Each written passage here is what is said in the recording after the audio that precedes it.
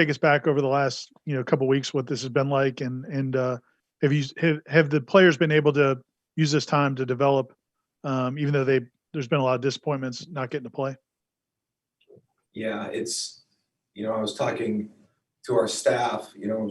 That UVA and Clemson week were full-blown game weeks. Like there was no indication up until pregame meals that anything was going to be different. So it was, listen, every week you're trying to focus on yourself and the things you got to do to get better at what you're doing.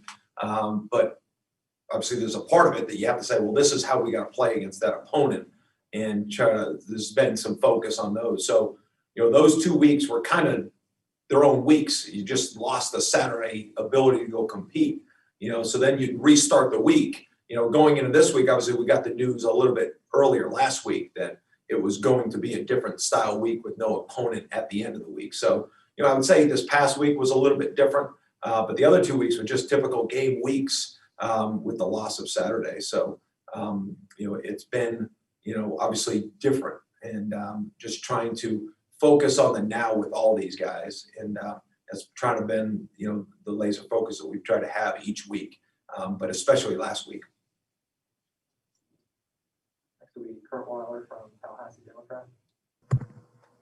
Do you think that kind of the fact, like you said, that the 2 weeks that were essentially game weeks, just minus the game, can help kind of combat the potential rust of not playing for, nearly a month playing an actual game?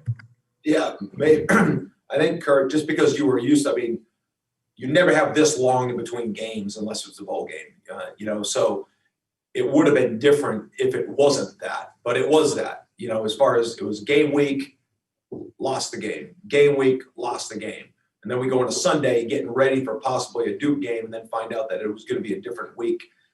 So really it played into maybe one bye week, and now we're just transitioning. But obviously being on the grass, live tackling, playing, a conference opponent or a game, definitely that's been a different thing we've had to deal with. But I really like the energy of the guys, especially last week with the numbers that we had, and come back and try to get back focused on their improvement.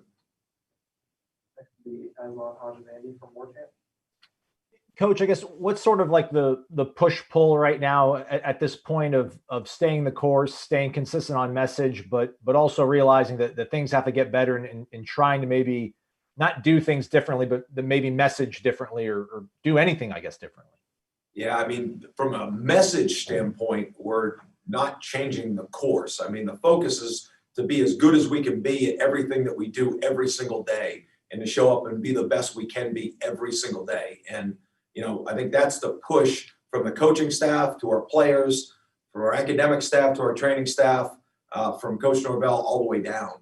As far as it'd be great consistently if we could get that done on the field. And that's obviously been a piece of the focus. And, we've had some movement of guys, in different positions. That's something that obviously has settled down a little bit now. Now it's the availability of who's going to be there, and you start making the moves. But just locking in on doing the things better. And obviously now you get into a game week, and obviously it changes slightly based on the opponent you're going to play. But, it's definitely been a year that's moved in a bunch of different directions. But as far as the lane that we're trying to keep our guys in, and the vision of this program from Coach Norvell all the way down, that's been as consistent as we can be. And we try to be very demanding on that. That's it. From the Osceola. Hey, Coach, curious for your thoughts on Duke. Obviously, they didn't score any points over the weekend, but just what you've seen from them maybe the last few games as you've been studying film. Yeah, I think, Bob, thanks. I think the quarterback's a talented player, but, their Achilles heel is, they turn the ball over more than anybody in the country. And, I think they've got some good players on the perimeter. I think the tailbacks, they've got a back that averages 6 yards a carry. I think the quarterback has good throws in him, has delivered, but, they've had breakdowns, whether it's up front, whether it's been drop balls, whether it's been on a big run, a fumble, you name it. Anytime you turn the ball over, it's going to be hard to win football games. But they've shown the ability to run the ball really consistently. They've shown the ball to throw the ball really consistently. And anytime a team has the ability to do either, obviously that offers a challenge, but I mean, we've got to do a really good job, especially up front, establish the line of scrimmage. And, you know, I think where they've had their issues, you know, like I said, you know, hold on to the football, being consistent within their drives, but there is talent on that roster. And, you know, our job right now is just trying to make sure that we can maximize the guys that we have on the roster right now and use them the best way we can. We didn't talk to you last week, but Coach Norvell had some really nice things to say about Asante and the year he gave you guys. I was wondering if you could just reflect a little bit on playing a game without him, and then also how the other corners have maybe responded. I know you're shorthanded there, but what have you seen from them over the last week or so? Yeah, well, you know, I enjoyed our year with Asante. I mean, he was a pro as far as how he operated. Obviously, you never, you know, bank on the season going the way it would and being extended and all the things that come in. So, you know, you can't really say this is how I think it should go or not go. This is a different year in everything. But he gave us everything he had. He fought, and I think our players have a great amount of respect for him as well to our coaches. And you know, I think, listen, when you come to Florida State, our goal is for you to develop in all ways. You know, he's going to get an opportunity to continue his playing career. So I think our players have a great amount of respect for that, see the amount of work that he went. And, you know, you hope that some of that trickles down to our players. We want that to be, you know, we want to have team success, which then I think will promote the individual success more so. So that's really our focus. But, you know, I would say the room, we're all proud of him and happy for him, excited about his future. Along those lines, you talked about Asante, a number of other guys kind of no longer with the team for one reason or another who probably didn't factor into the long-term future. What do you think that can do just for putting out a defensive depth chart that's probably going to look a lot like what you might have heading into 2021 over these last couple games? Yeah, I mean, Kurt, obviously this season it's magnified with people in and out of the lineups. But truthfully, it happens every year. And, you know, maybe this year it's happened a little bit more, and there's a little bit more reasons other than injuries that people are in and out. But at the end of the day, it never helps you to develop when you're worried about the outside things that could happen. You know, it pulls away from really the focus and the narrow scope that you need to have, which is to really focus on your individual growth within a team atmosphere. And, you know, so yeah, some guys will get a little bit more opportunities. Some guys maybe even get less opportunities as the depth chart gets moved around. But it's really not worried about why or how or who's not here or even who's here. It's just about us moving forward with a team approach, with a mindset to make sure that we're getting better at how we improve. And I think that's not even the sell. That's just the way we do it here at Florida State, from Coach Norvell all the way down. So, you know, our focus is that straight ahead. Hamsah was finally able to see game action last time out. Was it a good thing, I guess, for him, at least personally, to have some time off to heal, or is he a guy that needs to get game reps to get where he needs to be?